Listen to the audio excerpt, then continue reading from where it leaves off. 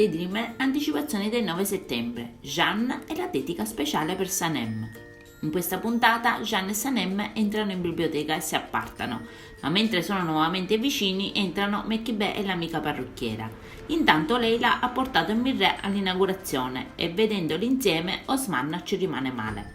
Jeanne dice a Sanem che senza di lei non avrebbe conosciuto quel mondo.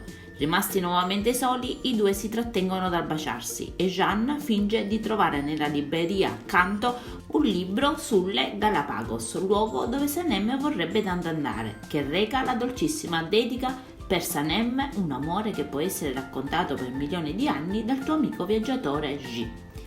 I due parlano a lungo e Sanem gli ricorda che sono solo amici, chiedendogli di stare un po' lontani l'uno dall'altro.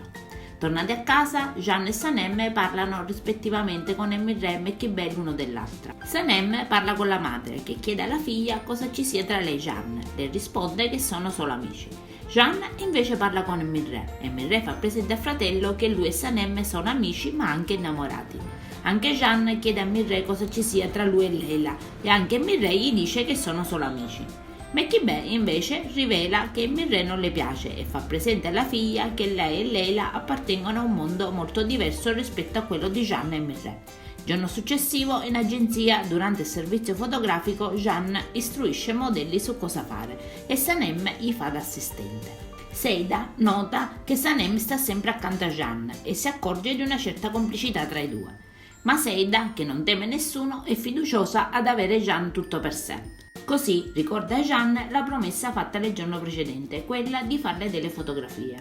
Jeanne fotografa Seida, ma Sanem cerca in ogni modo di ostacolare il suo lavoro e di intromettersi nelle foto inventandosi di tutto.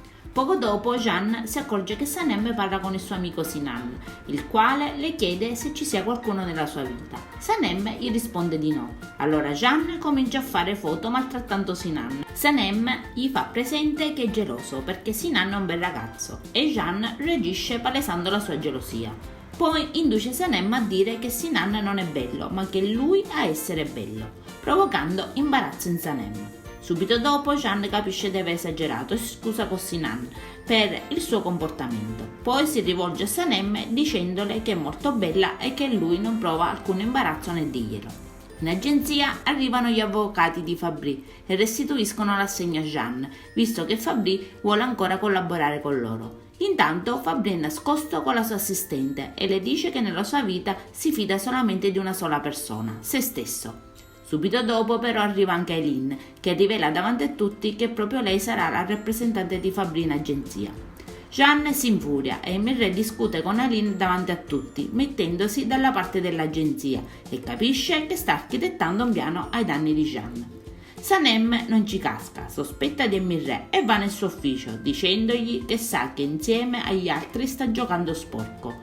E Mirre le dice che deve lasciare la compagnia e le loro vite se ama Jeanne così tanto.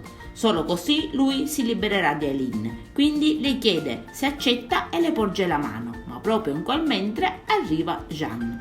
Adesso non ci resta che guardare l'episodio. Io vi saluto e vi aspetto al prossimo video. Bye bye!